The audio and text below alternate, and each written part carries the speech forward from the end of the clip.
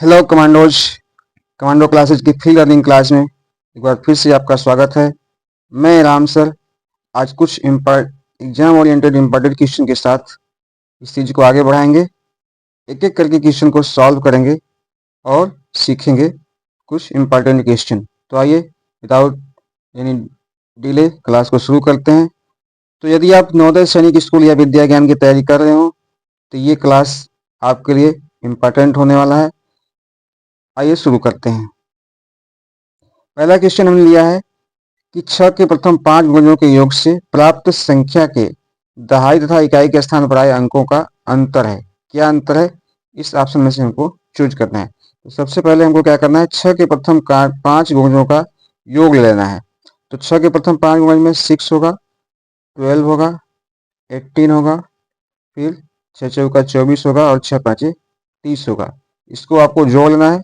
जोड़ने के आसान तरीके भी मैंने बता दिए थे कि 6 और 30 को जोड़ करके आधा कर लेंगे तो 36 18 हो गया। फिर जितने गुणज हैं 5 5 का गुणा कर लीजिए, यह आ जाएगा 90। तो दहाई और इकाई के स्थान पर 9 और 0 है तो इसका अंतर 9 और 0 का अंतर कितना आएगा, यह आ जाएगा 9। तो ऑप्शन नंबर सी हमारा करेक्ट आंसर है ये। आइए नेक्स्ट क्वेश्चन की तरफ चलते हैं। नेक्स्ट क्वेश्चन है आपके सामने स्क्रीन पर। 1729 के अभाज्य गुणनखंडों का योगफल ज्ञात कीजिए। ये अभाज्य गुणनखंडन करना है और उसका जो अभाज्य गुणनखंड जो आएंगे उसका हमको सम करना है, योग करना है। तो इसका पहले अभाज्य गुणनखंडन करेंगे। 2 से नहीं कटेगा क्योंकि इकाई अंक पे 9 है। 3 से काटने के लिए 9 2 11 7 18 1 19, 3 से भी संख्या नहीं कट रही है। 4 से तो कहाँ, 5 से नहीं कटेगा। 7 से चेक करेंगे, 7 से हमको डिवीजन करना पड़ेगा।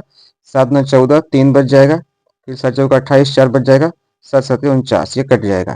तो हम 7 से शुरू करते हैं। 7 से हमने भाग दे करके चेक कर लिया क्योंकि 7 का डिवाइड रूल हमने नहीं सिखाया है। तो 7 से भाग देंगे, 7 2 जा 14, 3 बच जाएगा। 7 चौका 28, फिर 4 बच जाएगा। फिर 7 7 49। और फिर देखते हैं 7 से भाग जाएगा क्या, 7 3 के 21, ये फिर 3 बच जाएगा। 7 से नहीं जा रहा है तो कोई और संख्या लेते हैं। 7 के बाद अभाज्य संख्या हमारी आएगी 11। 11 से भी नहीं कटता है, 11 22, फिर 2 बचेगा तो नहीं कटेगा। 13 से देखते हैं, 13 कम 13 और 11 बच जाएगा। तो 11 के पीछे 7 आ जाएगा तो 13 9 117। तो ये 13 से डिवाइड हो रहा है।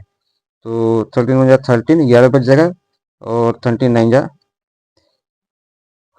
ये 117। अब ये अभाज्य संख्या आ गया तो ये 19 से ही कटेगा। तो ये इस तरह से आ गया। तो अभाज्य गुणनखंड में कौन कौन आ गया, 7 13 और 19। तो हमको क्या करना है, योगफल निकालना है। 7 धन 13 धन 19 का। तो 13 7 20 और ये 10 30 9 39, 39। तो ऑप्शन नंबर हमारा क्या सही हो जाएगा, डी। ऑप्शन नंबर डी हमारा करेक्ट आंसर हो जाएगा। डी, सॉरी इसको डी लिख देते हैं अच्छे से। हमारा ये option number D correct answer होगा। नेक्स्ट क्वेश्चन की तरफ चलते हैं, देखते हैं नेक्स्ट क्वेश्चन में क्या है। तो नेक्स्ट क्वेश्चन है 60 75 और 105 के सर्व अभाज्य गुणनखंडों की संख्या है।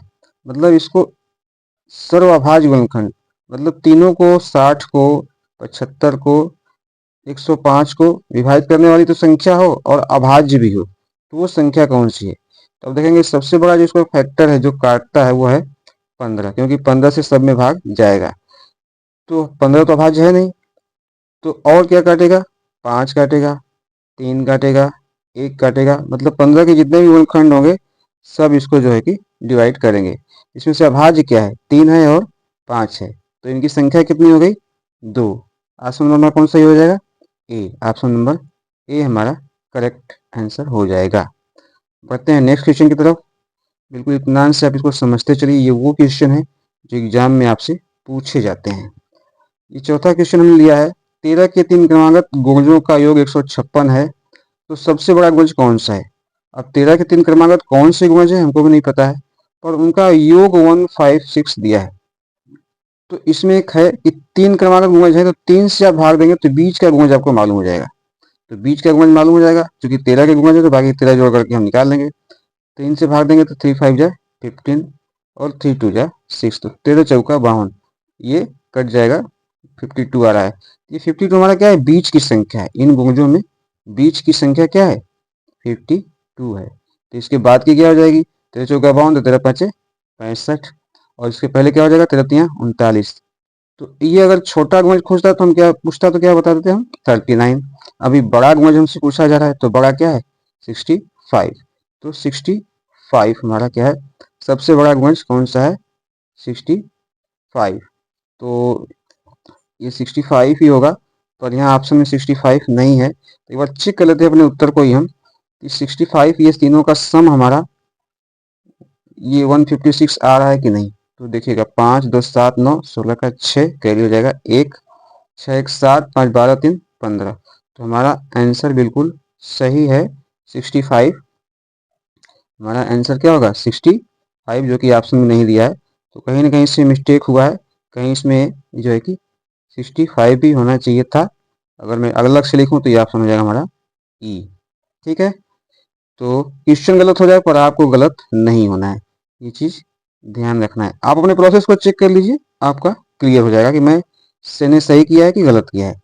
अगला क्वेश्चन है क्वेश्चन नंबर 5, 45 और 60 के उभयनिष्ठ गुणनखंडों की संख्या कितनी है। तो इसको जो जो काटेंगे उसके उभयनिष्ठ गुणनखंड होंगे। तो सबसे बड़ा गुणनखंड यदि आप ले लेते हैं तो उसका जो गुणनखंड होगा बाकी वही गुणनखंड होंगे। इससे सबसे बड़ा गुणनखंड क्या है 15, यहाँ है 15 तियां 45 16 चौका 60। तो इसके गुणनखंड जो है 5 है, 3 है, 1 है। तो उभयनिष्ठ गुणनखंडों की संख्या कितनी है, यह है हमारा 4। कितनी है 4। तो ये हमारा 4 उत्तर क्या हो जाएगा सही हो जाएगा। उभयनिष्ठ गुणनखंडों की संख्या कितनी है 4। चलिए, तो ये 4 हमारा करेक्ट आंसर हो जाएगा सी। ऑप्शन नंबर सी हमारा करेक्ट आंसर हो जाएगा सी। बढ़ते हैं नेक्स्ट क्वेश्चन की तरफ। चलिए, नेक्स्ट क्वेश्चन आपके सामने स्क्रीन पे आ चुका है। पूछा गया है कि एक अभाज्य संख्या अगर है तो उसके कुल कितने गुणनखंड होते हैं। तो कोई भी संख्या अगर अभाज्य है तो उसके केवल और केवल 2 गुणनखंड होते हैं। एक तो 1 होता है, दूसरी कौन सी होती है स्वयं संख्या। स्वयं संख्या।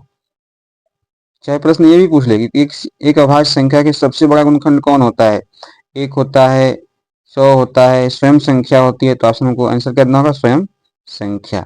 ये बेसिक लर्निंग है, ये हमको ध्यान में रखना है। तो हमारे यहाँ क्या ऑप्शन सही हो जाएगा, ऑप्शन नंबर बी हमारा करेक्ट आंसर हो जाएगा। बढ़ते हैं नेक्स्ट क्वेश्चन की तरफ। क्वेश्चन नंबर 7 आपके सामने स्क्रीन पर, सहभाज्य संख्याओं का सबसे बड़ा गुणिष्ठ गुणनखंड होता है। तो कोई भी सहभाज्य संख्या है उसका सबसे बड़ा गुणिष्ठ गुणनखंड क्या होगा। तो कोई दो संख्याएं सहभाज्य हो जाती हैं यदि इनका घनिष्ठ गुणनखंड क्या हो जाता है 1 हो जाता है। और एक ही गुणनखंड होता है जो सबसे बड़ा भी होता है सबसे छोटा जो भी कह लीजिए, ये 1 होता ही है। तो सबसे बड़ा घनिष्ठ गुणनखंड क्या होगा 1 होगा। Option number A. चाहे कोई भी सहभाज्य संख्या है, चाहे 8 और 9 ही क्यों ना हो, ये सब क्या है घनिष्ठ गुणनखंड हमेशा क्या होगा 1 होगा। चलिए नेक्स्ट क्वेश्चन को देखते हैं। बिल्कुल समझते चलिए, क्योंकि ये प्रश्न तो परीक्षा में आएंगे नहीं, इससे इससे इसी तरह कंसेप्ट वाले प्रश्न आपसे पूछे जाएंगे, ये हमको ध्यान में रखना है। आइए अगला क्वेश्चन है, निम्न में कौन सा युग्म सहभाज्य संख्याओं का नहीं है। ध्यान देना, ये नहीं शब्द पर ध्यान देना है। तो 3 ठो मिलेगा, मतलब 3 क्या है और 1 क्या है नहीं है। तो इस चीज को हमको ध्यान देना है कौन सा जो है कि नहीं है।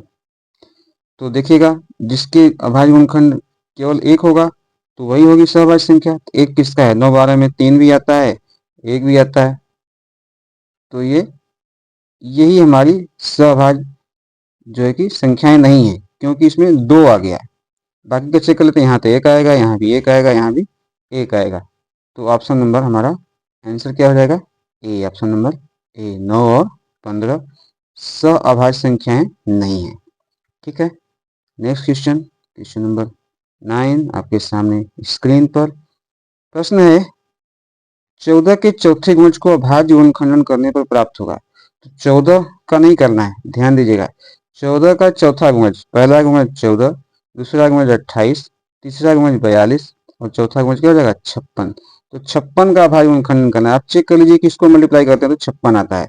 पर ध्यान दीजिएगा संख्याएं भी अभाज्य होनी चाहिए, क्योंकि यहाँ डी में भी 56 आएगा। तो ये चीज को हमको ध्यान रखना है। तो देखिए सी में 56 आ रहा है पर अभाज्य सब संख्या है, इसका मतलब ऑप्शन नंबर सी हमारा क्या है, करेक्ट आंसर है। बाकी 56 का आप करेंगे तो यही वाला आ जाएगा, जैसे 2 से काटे तो 28 आया, फिर वो आपको पता है, कर लेंगे। तो बाकी गुणनफल से आप चेक कर लेंगे, थोड़ा जल्दी हो जाएगा। तो ऑप्शन नंबर सी हमारा राइट आंसर हो जाएगा। नेक्स्ट क्वेश्चन, और आज का ये लास्ट क्वेश्चन भी होगा। 25 और 40 का सबसे छोटा अवयनिष्ठ गुणनखंड बताइए। देखिए 25 और 40 के कई गुणनखंड होंगे, ऐसी कई संख्याएं हैं जो 25 और 40 को काट सकती हैं। जैसे 5 का 1 काट सकता है, 5 काट सकता है, पर 2 ही है यहाँ तो। मतलब और भी कभी कोई दूसरा सवाल आ जाए तो उसमें उसके सभी गुणनखंडों को देखेंगे तो सबसे छोटा कहीं भी किसी को भी लिखेंगे तो सबसे छोटा क्या होता है, 1 होता है हमेशा। तो ऑप्शन नंबर हमारा सी क्या है, सी हमारा राइट आंसर है। तो आज के लिए बस इतना ही, मिलेंगे ऐसे ही किसी इम्पोर्टेंट क्लास में जो आपके लर्निंग को नेक्स्ट लेवल पे लेके जाएंगे और आपके एग्जाम की प्रिपरेशन को अच्छी करेंगे। तब तक के लिए thank you, bye bye, take care, मिलते हैं नेक्स्ट क्लास में।